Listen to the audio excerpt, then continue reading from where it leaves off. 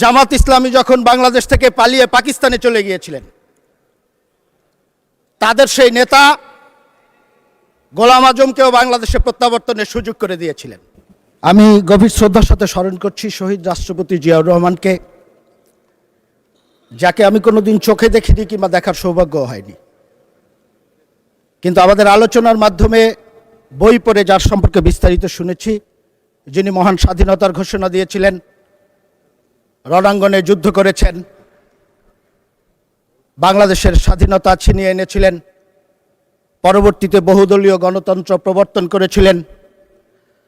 সংবিধানে বিসমিল্লাহির রহমানির রহিম প্রবর্তন করেছিলেন এবং বহুদলীয় গণতন্ত্রের প্রবর্তনের মাধ্যমে উনি শেখ মুজিব নিহত হওয়ার পরে শেখ হাসিনাকে যেমন বাংলাদেশে প্রত্যাবর্তনের সুযোগ করে দিয়েছিলেন, ঠিক একইভাবে স্বাধীনতা যুদ্ধে বিজয়ের পরে বাংলাদেশ জামাত ইসলামী যখন বাংলাদেশ থেকে পালিয়ে পাকিস্তানে চলে গিয়েছিলেন, তাদের সেই নেতা গোলাম আজমকেও বাংলাদেশে প্রত্যাবর্তনের সুযোগ করে দিয়েছিলেন। মাননীয় স্পিকার, আমি গভীর শ্রদ্ধার সাথে স্মরণ করছি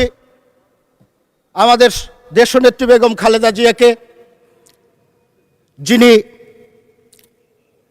বাংলাদেশের গণতন্ত্র প্রতিষ্ঠার আন্দোলনে আপসহীনভাবে নেতৃত্ব দিয়েছিলেন। আমাদের নেতা ছিলেন, আমাদের মা ছিলেন, আমাদের শিক্ষক ছিলেন। আমরা তার কাছ থেকে যে যতটুকু শিখেছি, সেই শিক্ষাটুকু যদি আমরা কাজে লাগাতে পারি, তাহলে বাকি জীবন আমরা রাজনৈতিকভাবে সফলভাবে কাটাতে পারবো বলে আমি ব্যক্তিগতভাবে বিশ্বাস করি।